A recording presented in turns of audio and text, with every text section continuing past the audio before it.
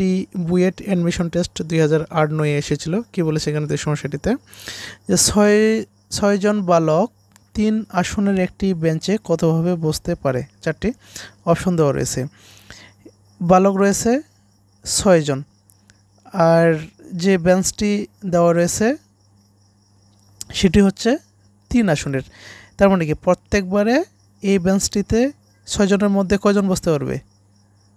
3 জন করে। তো আমরা 2 নম্বর ক্লাসে দেখেছিলাম যে n সংখ্যক জিনিস হতে যদি প্রত্যেকবার r সংখ্যক জিনিস নেওয়া হয় তাহলে যে বিন্যাস সংখ্যা সেটা হচ্ছে npr।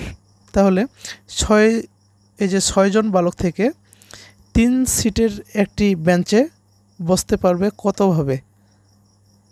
6p3 এই উপায়ে। এটি হচ্ছে অ্যান্সার।